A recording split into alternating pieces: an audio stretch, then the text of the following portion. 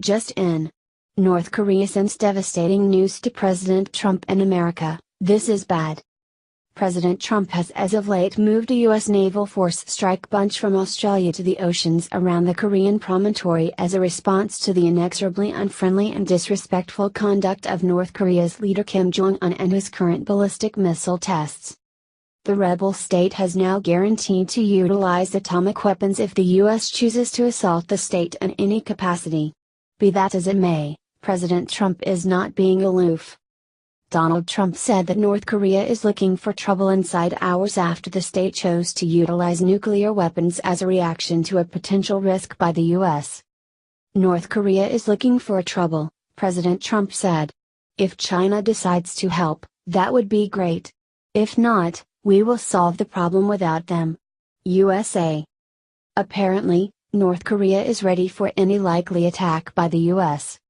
Our revolutionary strong army is keenly watching every move by enemy elements with our nuclear sight focused on the U.S. invasionary bases not only in South Korea and the Pacific Operation Theater but also in the U.S. mainland, wrote the country's state-run Rodong Sinmun newspaper. Past week, President Trump met with Chinese President Xi Jinping at his bequest in Florida where he asked Xi to react to North Korea's forceful position. After the experience, the Chinese president put forth encouraging expressions on exchange and joint effort.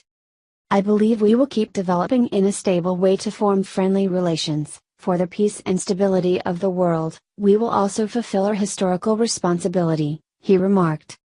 Well, I agree with you 100%, the president replied. President Trump specified the meeting on Tuesday on Twitter where he at the end of the day communicated his yearning for China to make a move. I explained to the president of China that a trade deal with the U.S. will be far better for them if they solve the North Korean problem. He said. Trump's current assault on a Syrian base has ideally made both China and North Korea re-examine their future moves. The U.S. is fearless, they won't endure the utilization of compound weapons or pushing of nuclear projects. What do you think about this? Do not hesitate and write your thoughts in the comments section below. Share the truth. Be patriots. Thank you for reading. Leaked. Massive lie rocks Washington, Iran just drops a sledgehammer on Obama, Dems re-enraged. A while ago when points of interest from Obama's nuclear deal went in broad daylight just a couple of Democrats could guard it. What's more, as I can recall and still, after all, that an ever-increasing number of individuals were certain that the deal with Iran was horrendous. This is a similar motivation behind why now, Donald Trump is turned out to be the intense and legitimate arbitrator. Indeed, even while the battle was on, he clarified the issues with Obama's arrangements regardless of in the event that they were with the expectation of complementary exchange or outside approach. Be that as it may, Obama's poor treatment of Iran backpedals before that game-changing arrangement. Presently it is being uncovered that paying out billions of dollars to that Islamic tyranny for a considerable length of time. Via Patriot Journal. Adam Credo reports. The Obama administration has paid Iran more than $10 billion in gold, cash, and other assets since 2013, according to Iranian officials, who disclosed that the White House has been intentionally deflating the total amount paid to the Islamic Republic. The latest disclosure by Iran, which comports with previous claims about the Obama administration obfuscating details about its cash transfers to Iran including a $1.7 billion cash payment included in a ransom to free Americans, sheds further light on the White House's backroom dealings to bolster Iran's economy and preserve the Iran nuclear agreement. Iranian Foreign Ministry spokesman Bahram Ghasemi disclosed that the $10 billion figure just scratches the surface of the total amount given to Iran by the United States over the past several years. The $10 billion figure is actually a stingy estimate, Ghasemi claimed.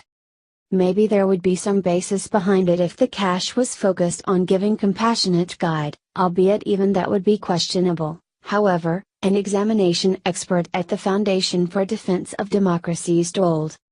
Given the nature of some of this sanctions relief, through the provision of gold and unfrozen assets, this money likely underwrote some of the Islamic Republic's more destabilizing regional activities. At the macro level, All of this continues to prove one larger point: the way the Iran deal was handled and the provision of sanctions relief during and after the talks that led to the nuclear accord continues to create problems for those interested in defending the integrity of the international financial system. So what had the Obama Association to hand billions of dollars of Americans' cost dollars over to the Iranians? Aren't their enemy? In any occasion, Americans have sound inspirations to trust that this weird cash-related course of action will achieve an end with President Trump. What do you think about this?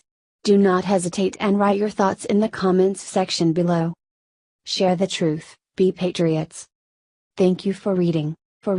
Horrible. Obama just got the worst news of his life, total humiliation. Syrians were ready for Obama's help and he betrayed them. Like a defeatist. He was either excessively powerless or simply couldn't have cared less. Both are not qualities America needs to find in its leaders. Obama's activities brought on a gigantic evacuee emergency that is tearing separated Europe. Decent occupation Barack. Would you be able to have been a greater disappointment? The Daily Caller is detailing that individuals over the Arab world are regarding President Trump in a couple of interesting ways and disgracing Obama simultaneously. They have begun calling Abu Aidga al-Amriki, or Father of Aidga, the American, via web-based networking media. The moniker is a term of profound respect and regard for the president, taking after his unequivocal activity in light of the compound weapons U.S. authorities say President Bashar al-Assad requested. And also a gesture to bits of gossip that Aidga was horrified to the point that she encouraged her dad to do what Barack Obama never would. Because Obama was a weak. One Syrian tells me the new nom de guerre for President Trump on the ground in northern Syria is Abu Aidga al-Amriki, a CNN international correspondent tweeted. When I saw President Trump in the United States taking action for the first time after 6 years of calling for help, we felt happy and grateful, Kasanaid, a Syrian refugee who survived a 2013 chemical weapons attack said. Some eatery proprietors in Syria have regarded Trump with more than a moniker. With some notwithstanding changing the name of their shops to respect Trump. One Syrian man who contradicts Assad said he needs to name his first child after Trump. Maybe you in the West hate Trump, but he has already done far more for us than Obama, Najim Hassan, a Syrian who lives in a city occupied by rebels against Assad said. We love him because he does more than he says. He's a man of action and at least he gives us something to hope for. Stunning, what a disappointment Obama was. Trump, be that as it may, has the entire world looking by and by to America for authority. Barack, you won't be missed, and it is a tremendous outrage that you cleared out Trump with such a wreck to tidy up.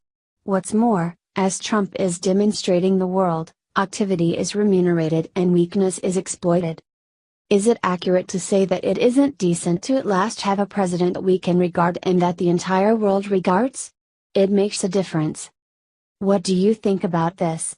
Do not hesitate and write your thoughts in the comments section below. Share the truth, be patriots. Thank you for reading. Breaking. President Trump makes major announcement about arresting Hillary Clinton, you'll be shocked.